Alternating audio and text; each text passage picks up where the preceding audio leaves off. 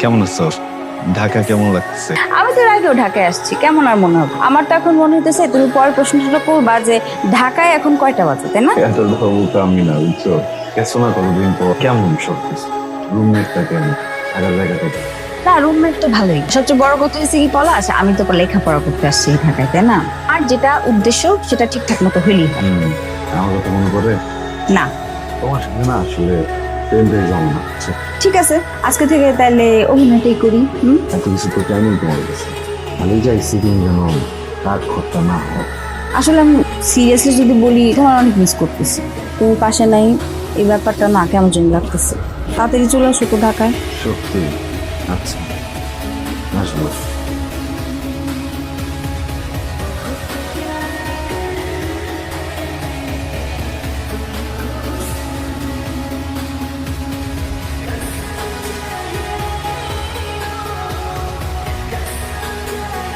হ্যাঁ মিতু, এই শোন, পলাশ অবস্থারে মানে পলাশ আমি অনেকক্ষণ ধরে ফোন দিতেছি, ফোন ধরতেছে না।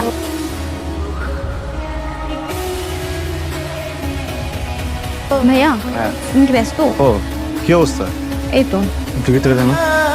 তোমার ফোন কি হচ্ছে? আর বলো না, মানে কপাল যখন খারাপ থাকে তখন সব দিতে খারাপ থাকে। এক কাস্টমারের হাতের সাথে বাড়ি লেগে ফোন করে ভেঙে গেছে। ঠিক করে তো নিচ্ছিলাম, বইটা ঠিক হবে না। আর নতুন করে টাকা এখন হাতে নাই। কি অবস্থা? কথাটা তো হয়েছে? ওই আমাকে পাঠাইছে, বলো তোমার নাকি 2 দিন ধরে ফোন বন্ধ। এগুলো বাড়াইছে? ঠিক আছে, ওদের বলে জানাও কিন্তু। আচ্ছা, জানাই দিব। এই তো, বলো। তোমার কি মনে হয়? দেখলাম তুমি ভালোবাসো। হয়তো ভালোবাসে, কিন্তু আমি শিওর না। আমি শিওর। আচ্ছা থাকো, গেলাম। ঠিক আছে। বাই। তোমার মোবাইলটা ভাঙলো কিভাবে বলতো? আরে আর বললো না, কাস্টমার আসছিল একজন, সেটা নেওয়ার সময় ধাক্কা দিয়ে মোবাইলটা খেয়াল করে নেই। আর তুমিও না, বারটা বদলানোর সময় পাও না। নতুন নাম্বার নিচে তো মুখস্থ করতে পারিনি, তার আগে ফোনটা ভাঙছে। বুঝতে পারছি। আচ্ছা শোনো, আমি কিন্তু সামনের সপ্তাহে বাড়ি আসতেছি। সত্যি? সত্যি। সময় দিব না আমাদের? আমি আগে আসি রে বাবা। আচ্ছা এখন বলো, সবাই ভালো আছে? আর আম্মা তো এখন একটু শোক থেকে বাইরে এসছে, বুঝছো? মানে আব্বা ছাড়া তো আর তার সাথে কথা বলার মতো কেউ নাই। আমরা সময় দিতে পারি না। তাও কয়েকদিন ধরে দেখতেছি একটু বাইরে নিয়ে যাইতেছে। কি রে মা? আসলাম। তুই না বলে চলে আসলি? তোমার একটু দেখতে ইচ্ছে করতেছিল, এর জন্য চলে আসছি। ভালো করছিস, তোর দেখতে ইচ্ছে করতেছিল। চল, ভিতরে চল। একদম একদম।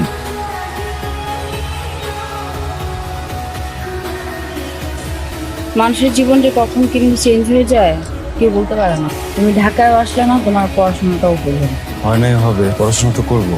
গ্রামে কিছু কাজ টাজ বাকি আছে, এগুলো সব কিছু শেষ করে তারপরে ঢাকা যাবো। তুমি এখন ঢাকায় এসে কি করবে? পড়ালেখা, তোমার সাথে থাকবো একই সময়। তোমার ছাড়া খুব কষ্ট পাই। তোমার মায়ের কথা চিন্তা করে হলো না, কোথাও যাওয়া উচিত না। এখন ঢাকায় এসে আসলে কিছু হবে না, অনেক দেরি হয়ে গেছে। মন দেওয়া ব্যবসা বাণিজ্যটা করো, এটা কাজে দেবে।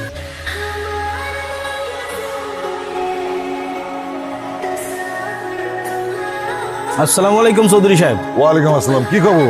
একটা কথা বলবো, মনে কিছু করবেন না তো? আফজাল সাহেবের ছেলের সাথে কি আপনার মেয়ের বিয়ের কথা চলছে নাকি? ওই ফার্মেসির দোকানদারের ছেলের সাথে আমার মাইয়ের বিয়ে দেবো? আমি তোমার ভাইয়ের সাথে আমার মাইয়ের বিয়ে দেবো কইছি না?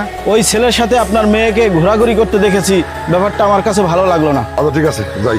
চল। আসসালামু আলাইকুম।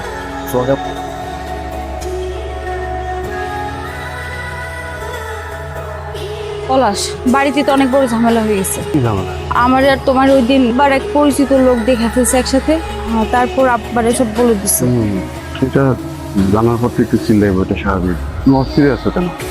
আব্বা আমার বিয়ের জন্য উঠে পড়া লাগছে। ঠিক আছে তোমার? হ্যাঁ, কি করলে তুমি? বিয়া ঠিক করছে মানে? আমার মাথা ঠিক আছে, তুমি খালি বুঝো না। তোমারে কত করে বলছি যে আমার সাথে চলো ঢাকা, একসাথে গ্রাজুয়েশনটা শেষ করি। আমি তো জানতাম, আমি যেটা ভয় পাইতেছিলাম সেটাই এখন হইতেছে। তো আমার সাথে কি হয়েছে তুমি জানো না? আমার সমস্যাটা একটু বোঝার চেষ্টা করো। পলাশ, আমি তোমার সমস্যাটা বুঝি। দেখো, আমার হাতে যত দূর সম্ভব করা দরকার আমি করব, আমি চেষ্টা করব, এটা আমি জানি না। ভালোবাসার মানুষের জন্য না অনেক কিছু করে। আমিও করবো, আমি তো চেষ্টা করবো বললামই। কিন্তু আমার হাতে যদি কিছু না থাকে আমরা ক্ষমা করে দেবো। ক্ষমা করে দিও মানে কি? হ্যাঁ, তুমি এরকম কেন? কিরকম করবো আমি? একদিনের সম্পর্ক আমার তোমার সাথে, যে আমি এক জায়গায় বিয়ে হয়ে যাবো চুপচাপ এনে পয়সা থাকবো? আমি তো 10 জনকে ভালোবাসি না যে একজনের বিয়ে হয়ে গেলে আমি 9 জনের নিয়ে থাকুম এই জায়গায়। আমি এগুলো কোনো কিছু আমি নিতে পারবো না, বুঝছো? তুমি তোমার বাবার সাথে কথা বলো। আমি বুঝতেছি, তুমি বুঝতেছো না? তুমি বুঝতেছো না। বুঝতেছো না?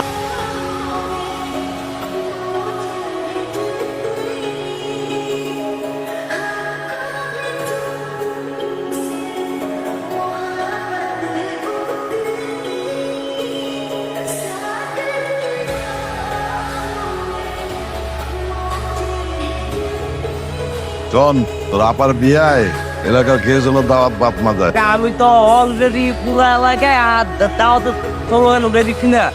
আসসালামু আলাইকুম আঙ্কেল। ওয়ালাইকুম আসসালাম। আঙ্কেল আমি মেঘলের সাথে একটু দেখা করতে আসছিলাম, একটু কথা ছিল। আমি জানি বাবা, কিন্তু ও তো বাড়িতে নাই। কখন কোথায় যায় কিচ্ছু বলে। ও ফোন নাম্বার নাই, ফোন দাও। ফোন দিছিলাম ধরে নাই। কি বলবো বাবা, মাঝে মধ্যে আমার ফোনও ধরে না মেঘলা। জামালার তো কিছু নাই, আবার ফোন দাও। আচ্ছা ঠিক আছে, আমি একটু বাইরে যাবো। হ্যাঁ তুই আইসো, আইসো বাবা।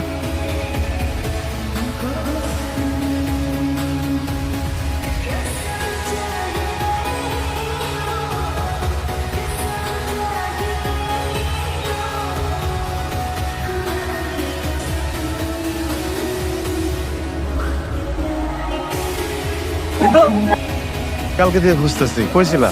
কই আবার থাম, আমার বান্ধবীর বিয়ে, ওর সাথেই ছিলাম। কোন কোন বান্ধবীর বিয়ে? মেঘলা, যেমন ভাব করতেছো কিছুই জানো না। কেন, ও তোমাকে কিছু বলে নাই? কালকে যে ওকে দেখতে এসেছিল, কালকে বিয়ে হয়ে যেত, কিন্তু মেঘলা বলছে কয়েকদিন পরে করবে। কি ঠিক বলতেছো? আমার একটা কিছু করতে হবে। কি? মেঘলা একটু বাসা থেকে বাড়ি করে দাও। তুমি কি পাগল হয়ে গেছো? ওর আব্বু আম্মু, আমার আব্বু আম্মু জানলে কি হবে তুমি জানো? এইটা আমি কখনো করতে পারবো না, প্লিজ ভাই, এটা আমি পারবো না।